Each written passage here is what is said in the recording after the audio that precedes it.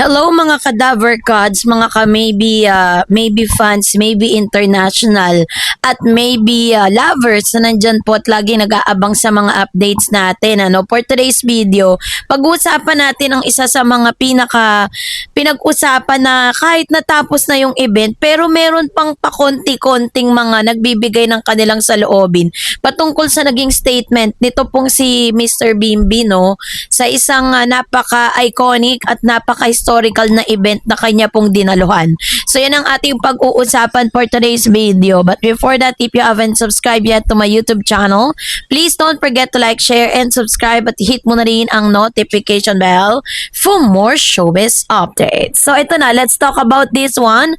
Dahil if you remember, no, isa sa mga dinaluhan ni Bimbi Aquino, no, dito po sa nasabing event na ito, nung mga nakaraang panayam nito patungkol sa ika-43rd death anniversary ni Ninoy Aquino at ang pangunahing konteksto yung sitwasyon ng kanyang ina, no, ni Bimbi. Sa mga nakaraang panayam kay Chris Aquino at Bimbi, inamin nilang may mga kaunting lamat o distansyang ugnayan ni Bimbi sa kanyang amang si James Yap.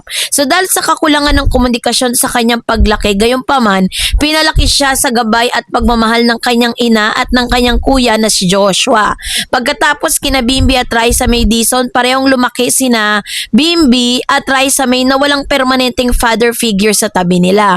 Kaya nga sinabi ni sina Bimbi at Raisa May ay na dating nagkasama sa pelikulang My Little Bossing noong 2013 ay parehong itinaguyod ng kanilang mga ina at pamilya upang maging matagumpay sa buhay. Ito ang talakayan tungkol sa pagbisita ni Bimbi sa programa ni Raisa May kung saan naibalik ang kanilang mga alaala bilang magkapareha noong bata pa sila. Bimbi Aquino reunites with Raisa May Dizon on Eat Bulaga. Ang video na ito ay nagpapakita ng kanilang kamakailan lang muling pagsasama sa telebisyon at pag-aalala sa kanilang kabataan. So yung topic natin for today, si Mr. Bimbi kasi sa kanya pong, although masasabi natin Bimbi is very respectful, tapos yung mga ganap sa buhay niya ngayon is hindi siya yung tipo ng tao na parang dahil nga 'di ba parang kung tutusin ang laki ng pagkukulang ng tatay niya sa kanya.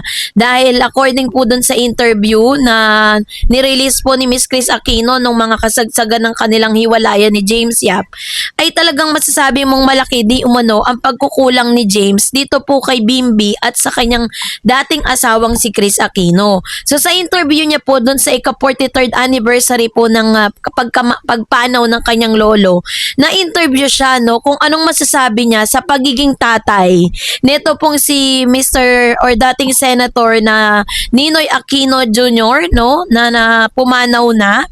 Sinabi nito at pinasalamatan niya sabi niya gano'n, thank you for being the best dad for my mom.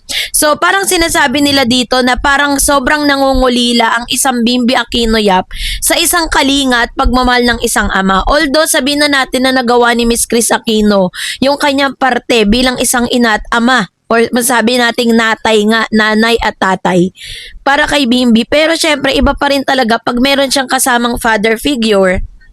Kasi syempre, kapag po yung tatay tsaka yung son ay nagkaroon ng bonding, parehas kasi sila ng ng mga gusto sa buhay. Diba may mga chances na ganun? Parang mas kumpleto sana si Bim kung nakasama at hanggang sa ngayon ay kinakalinga pa rin siya ng tatay. Pero dahil nga parang na-burn na yung bridge between James Yap and Mr. Bimbi Aquino, yun po yung ilan sa mga parang pangungulila ni Bimbi, no?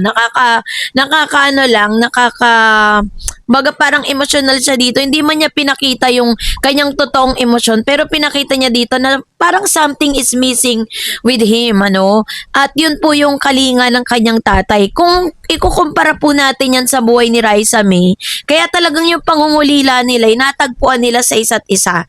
Na si Raisa May din po at her early age, 'di ba, parang naghiwalay yung mama at papa niya, no? Parang ang nanay niya lang yung nagtaguyod para sa kanila, naghanap buhay, nagtiyaga sa kanila sa pagpilat sa Eat Bulaga kung saan nakuha nga ito pong si Raisa.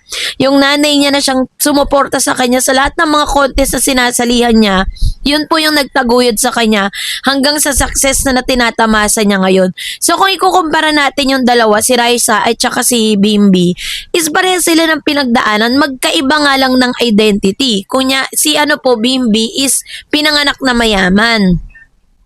While ito pong si Raisa May ay talagang nasa lower level talaga siya kasi according sa kanyang interview, na ang kinakain lang niya is yung kape, sinasabaw niya sa kanin.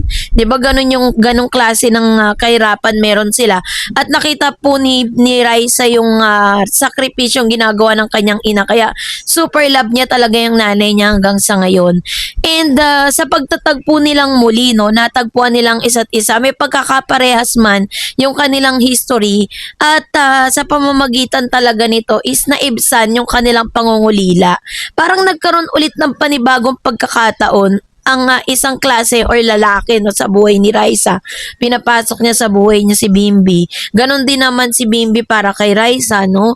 At nakita natin talaga na ito yung masasabi nating pinagtagpo at masasabi nating tinadhana dahil talagang yung compatibility level po nilang dalawa, magka-wavelength sila magkaiba man sila ng estado ng buhay, pero yung wavelength nilang dalawa is talagang nagkakasabay, 'di ba? Kaya nga po kung babalikan natin, 'di ba, si James Carlos Bimbi Aquino Yap Jr. ay ipinanganak noong April 19, no, birthday niya pala April 19, 2007 sa Pasig City. Siya ang nag-iisang anak ng media icon na si Chris Aquino at ng sikat na basketball player na si James Yap at apo ng dating Pangulong Corazon Aquino at Senior Benigno Ninoy Aquino Jr. At kapatid ni Joshua, no, na Joshua Salvador, na anak naman ni Chris kay Philip Salvador. So dahil sa katayuan ng kanyang pamilya sa showbiz at politika, bata pa lamang ay na-expose na si Bimbi sa publiko. Nagsimula ang kanyang karera sa mundo ng entertainment bilang isang child star. Mga mahalagang yugto sa kanyang karera, nagkaroon siya ng commercial noong modeling noong 2010. Nagsimula siya bilang endorser ng iba't ibang sikat na brand ng pagkain, damit at pampamilyang produkto kasama ng kanyang inang si Chris Aquino. So sa pag-arte naman sa pelikula 2013 to 2014, yun yung kanilang My Little Bossing ni Raisa. Ito ang kanyang kauna-unang pelikula na kalahok sa Metro Manila Film Festival, kung saan nakatambal niya si Raisa May Dizon kasama sina Vic Soto at Chris Aquino. Naging malaking blockbuster success ang pelikula at naging daan upang manalo siya bilang New Movie Actor of the Year sa 30th PMPC Star Awards for Movies. And of course, lumabas din po si Bimbi sa Private Benjamin noong 2014, Private Benjamin 2. Sinundan ito ng isa pang matagumpay na pelikula kasama si Vice Ganda na naging isa rin sa mga pinakamalaking box office hit sa bansa noong taong iyon. So sa television at hosting, lumabas siya sa iba't ibang TV show ng ABS-CBN tulad ng Chris TV, kung saan madalas siyang maging co-host o tampok na bisita ng kanyang ina. Kaya naman sa pagpasok ng kanyang adolescent, pinili ni Bimbi na mag-focus sa kanyang pag-aaral at pag-aalaga sa kalusugan ng kanyang ina sa Estados Unidos. Bagamat pansamantalang lumayo sa regular na showbiz projects, nanatili naman siyang paboritong paksa sa media at online platform dahil sa kanyang maturity at pagiging maalagang anak at kapatid kay Joshua. Kaya naman si Bimbi ngayon ay masasabi natin si Bimbi at si Raisa ay pinagtibay ng panahon dahil po dun sa mga naranasan nila, not only in showbiz but also in their personal life, no? Kaya po mas pinatatag at mas pinalakas pa, no, ito pong si Raisa at si Bimbi. So kayo po, anong niyang saloobin patungkol dito, mag-comment kayo sa comment section. And that's it for today. For more videos and updates, please don't forget to like and subscribe, and please don't forget to follow my Facebook page, Dar Eds TV and Dar Eds channel. God bless everyone.